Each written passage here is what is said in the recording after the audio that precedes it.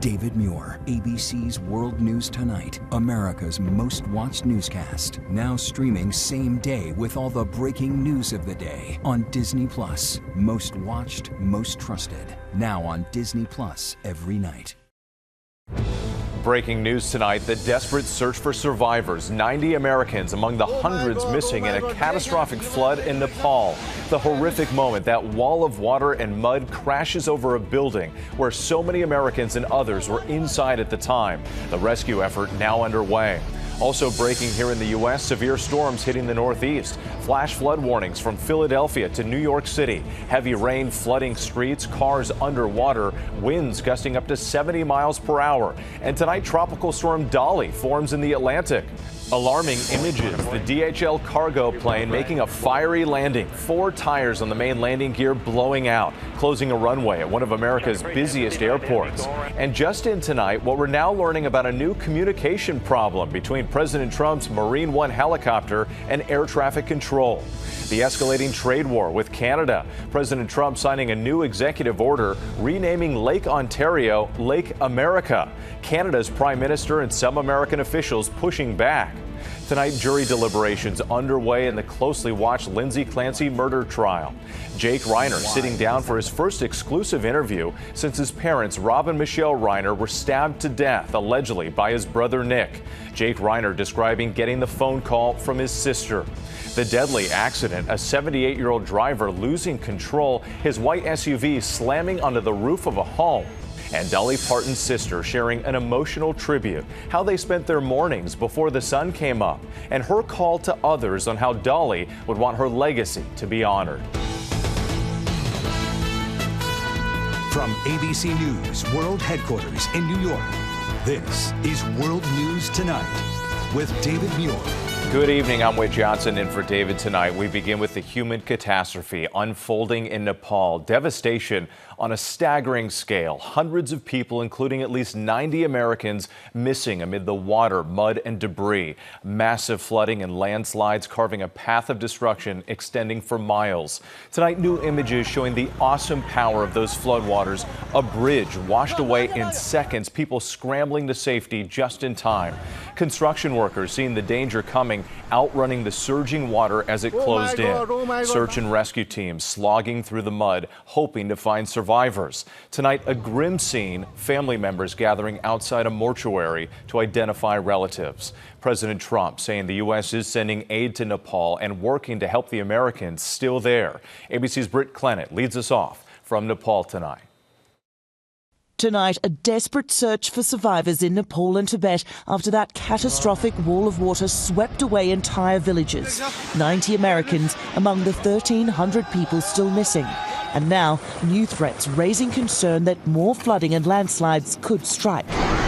With little warning, that unstoppable torrent crashing into valleys. These people just feet away as it barreled in, screaming and running with only seconds to escape.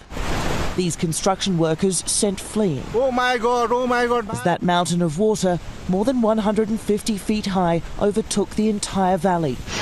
Officials say more than 390 people are dead. This building blasted by water and mud. ABC News confirmed 22 Americans were inside at the time. Tonight, satellite images showing that structure completely washed away. Families anxious for news about their missing loved ones. In a desperate post on Instagram, the family of Deepak and Madhu Ahuja from North Carolina sharing these images, asking for help locating the missing couple. But relief for the family of this American couple from outside Oakland, California, getting word their parents are safe. The two seen here shortly after their rescue. Experts suspect the landslide started at a glacier mountain cliff.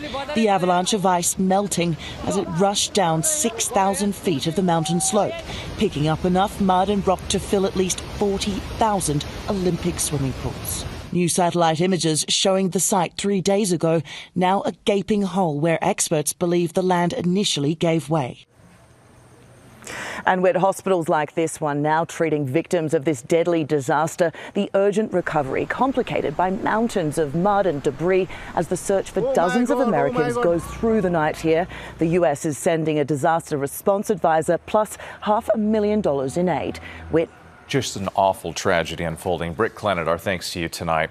Back here in the U.S., severe storm alerts into the Northeast at this hour. Dangerous thunderstorms, flash flooding, and winds gusting up to 70 miles per hour from Washington, D.C. to Philadelphia to New York City. ABC's Matt Rivers with the images coming in.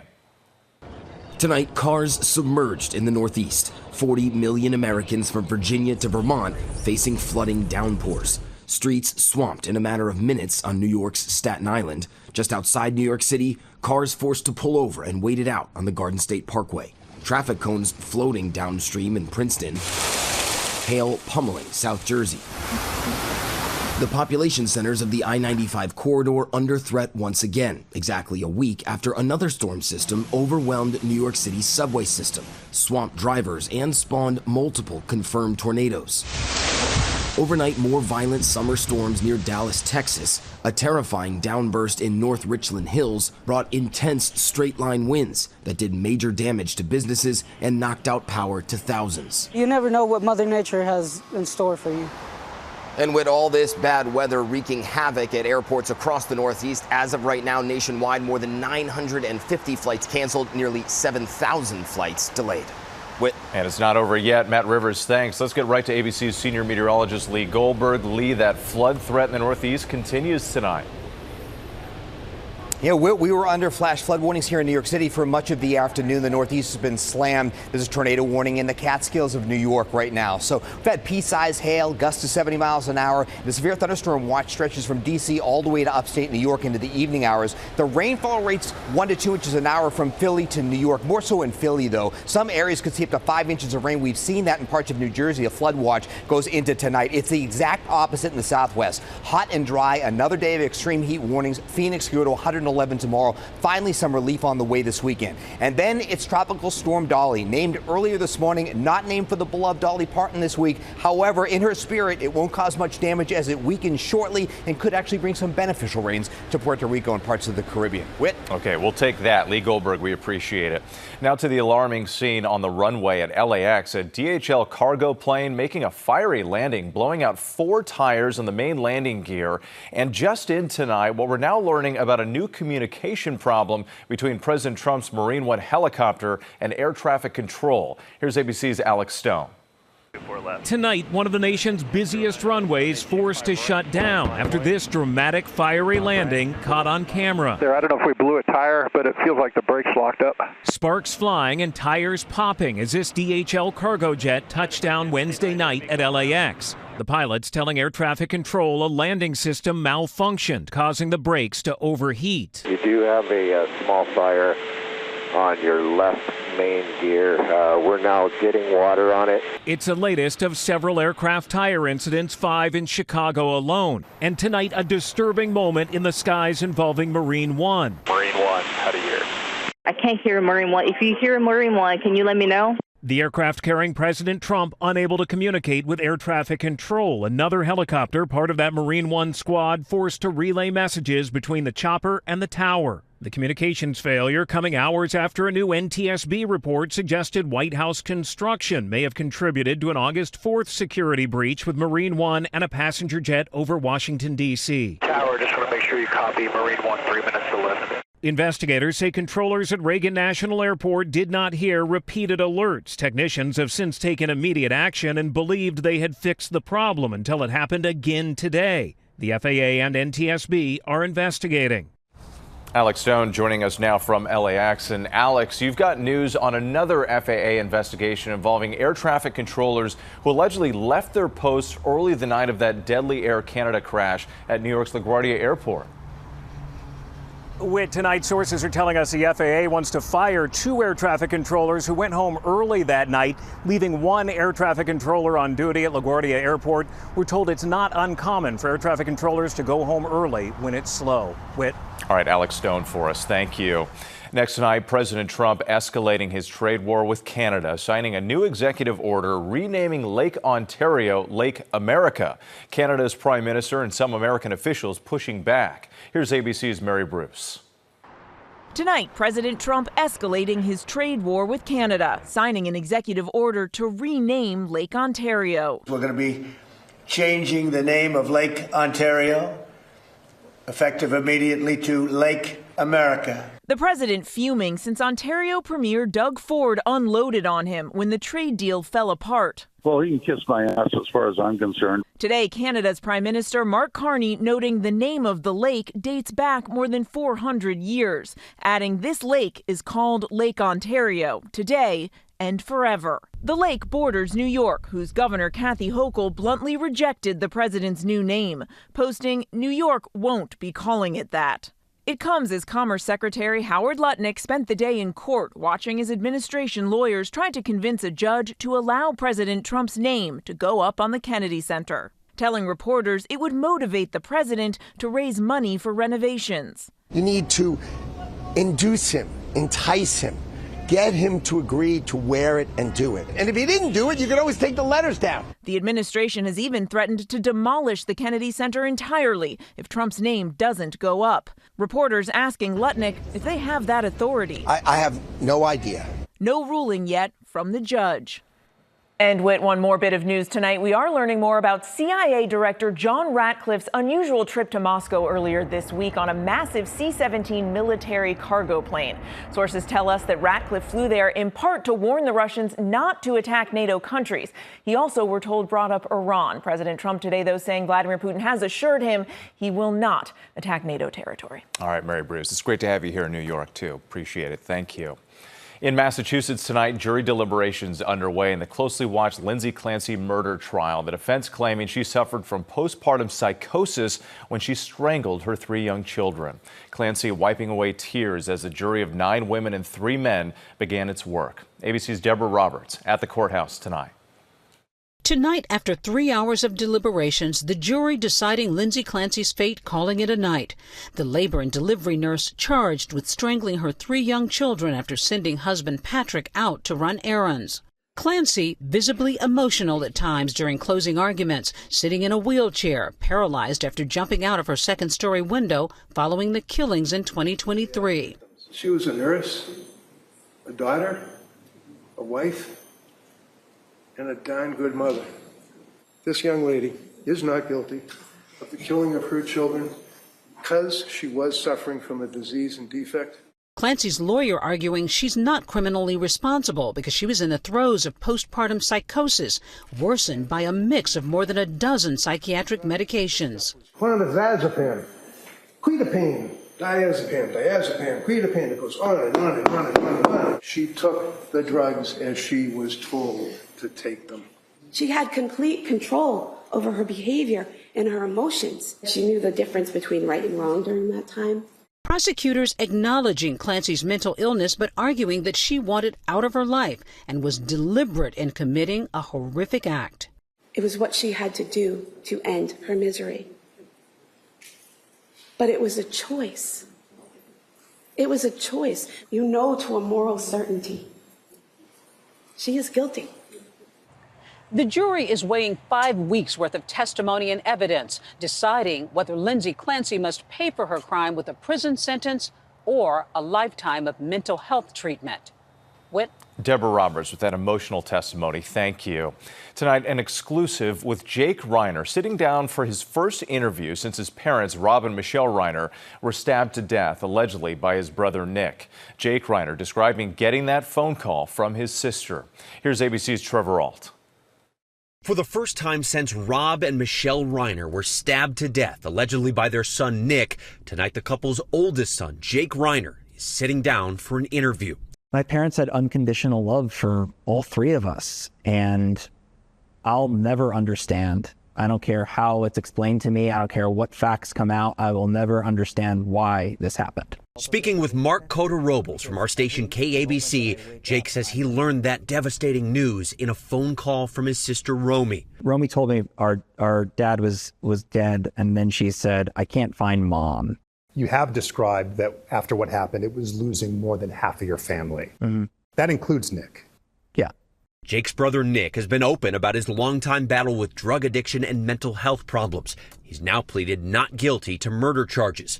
8 months later, Jake says every day he wishes he could talk to his parents. I just miss her. I miss her every day. I miss my dad every day.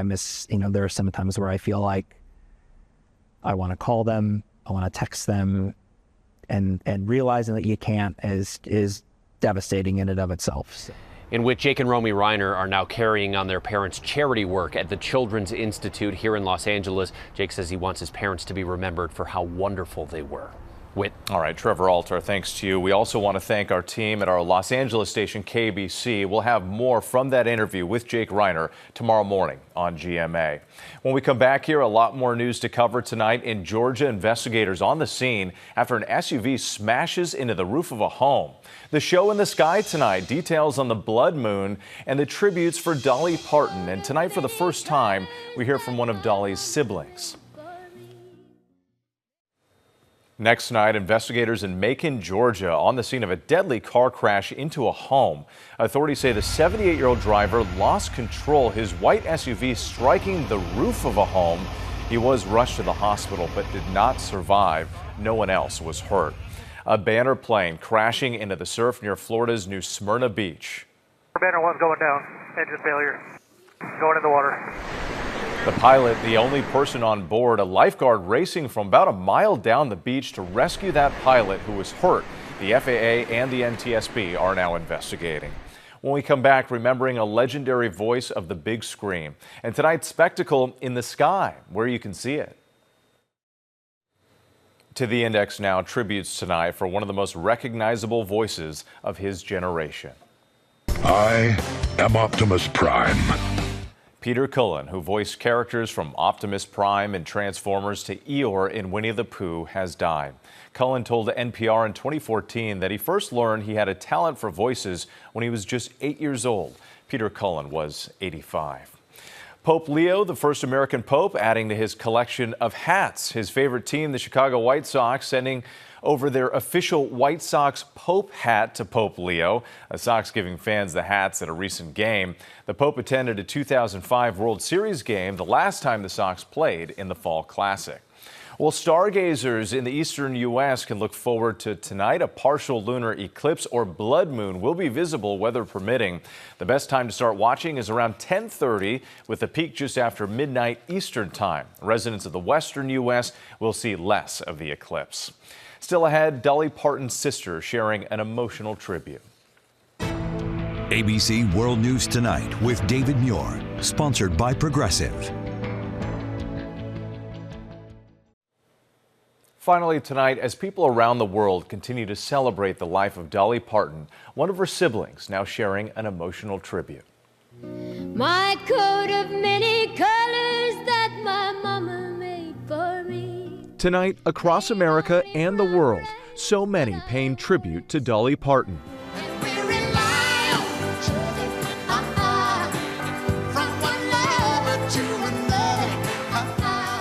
Half of the top 10 songs on streaming platforms, Spotify, Apple, and Amazon Music, are Dolly Parton hits.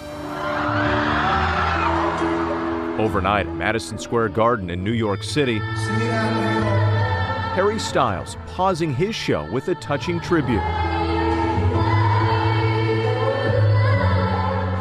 And tonight, for the first time, we're hearing from one of Dolly's 11 siblings, Stella Parton, saying, "My big sister Dolly got her wings. If anyone gets to heaven, I'm sure she made it right on time." Remembering her as generous, thoughtful, and kind, and sharing they had a weekly tradition of waking up early and having coffee together over the phone, joking, "Being little farm girls, we've continued to be early risers." Her sister thanking everyone for their love and support and saying, "My sister was always thinking of others. And if you want to honor her legacy, show more kindness, lift others up, and give more of your time and resources," as she continued to do to the very end. Tonight, Dolly Parton's legacy living on.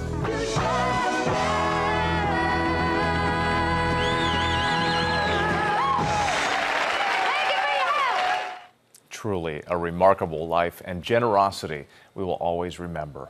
I'm Whit Johnson in New York. Good night. David Muir, the most trusted, most watched newscast in America. And now, World News Tonight has won the Emmy for Best Live News Program for the 4th year in a row.